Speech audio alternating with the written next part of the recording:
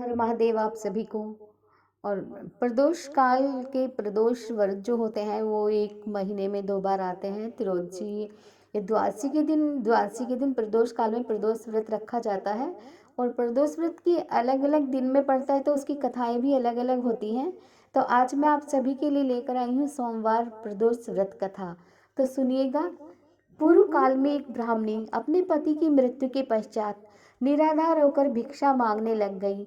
वह प्रातः होते ही अपने पुत्र को साथ लेकर बाहर निकल जाती और संध्या होने पर ही घर वापस लौटती थी। एक समय उसको विदर्भ देश का राजकुमार मिला, जिसके पिता को शत्रुओं ने मारकर राज्य से बाहर निकाल दिया था। इस कारण वह राजकुमार मारा मारा फिर रहा था।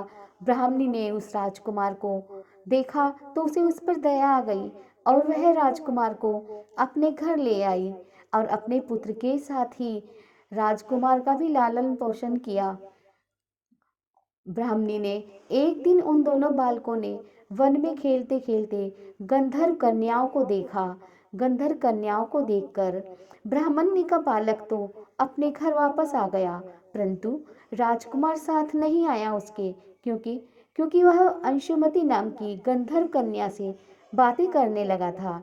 दूसरे दिन वह फिर अपने घर से आया और वहां पर अंशुमति अपने माता पिता के साथ बैठी हुई थी।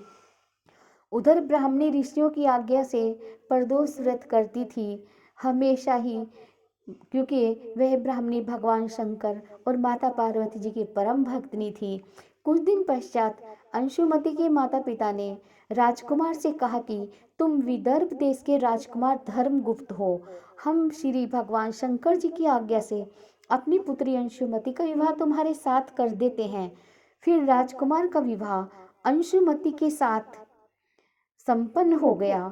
उसके बाद राजकुमार ने गंधर्व राज की सेना की सहायता से विदर्भ देश पर अधिकार कर लिया और ब्राह्मण के पुत्र को अपना मंत्री बनाया।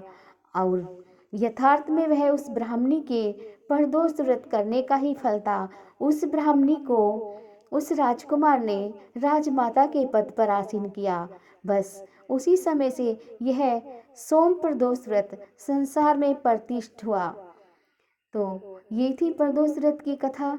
इसको सुनिएगा, अब धर्म लाभ उठाइएगा और हमारे चैनल को लाइक शेयर व सब्सक्राइब अवश्य कीजिएगा।